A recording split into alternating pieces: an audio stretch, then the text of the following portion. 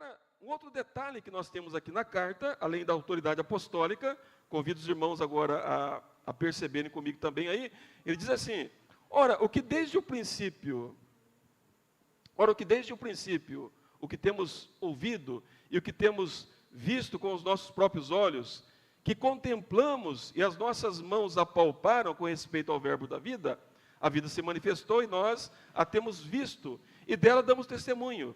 E vô-la anunciamos, a vida eterna, a qual estava com o Pai e nos foi revelada.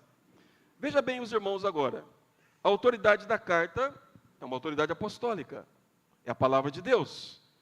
Veja que João diz assim: nós anunciamos, nós proclamamos. Observe que o compromisso do apóstolo não era inventar coisas. O compromisso do apóstolo não era criar histórias.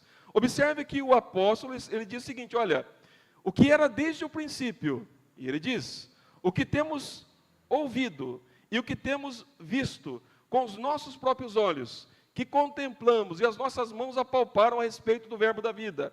E a vida se manifestou, e nós temos visto, e dela damos testemunho, e vô-la anunciamos, a vida eterna que estava com o Pai e nos foi revelada. Então, irmãos, a segunda coisa aqui que nós encontramos na carta é que nos dias de João não era diferente dos nossos dias. Pessoas nasciam, pessoas morriam. Havia famílias com dificuldades, com lutas, como nós temos hoje. Nós temos problemas, e não era diferente desses dias. Mas qual é a mensagem de Deus para uma sociedade assim? Qual a mensagem de Deus para uma cidade assim? Qual a mensagem de Deus para uma família assim, que enfrentam essas lutas? Ele diz: nós anunciamos, nós proclamamos. Ou seja, a mensagem apostólica foi aquilo que eles ouviram, foi aquilo que eles viram, foi aquilo que eles contemplaram e foi aquilo que eles apalparam. E quem é este? Cristo Jesus. O compromisso apostólico era com a palavra de Deus. O compromisso apostólico é com o verbo da vida. O compromisso apostólico, a mensagem deles, a proclamação deles, era sobre Cristo Jesus. Então, irmãos, a palavra proclamar aqui é importante porque ele está anunciando, ele é um mensageiro, é alguém que foi enviado por Deus, e ele está dizendo o que o mundo precisa, o que cada um de nós necessitamos. Então, o apóstolo aqui está anunciando, ele está pregando, ele está proclamando o verbo da vida. Então ele diz: olha, nós vimos e temos anunciado para vocês.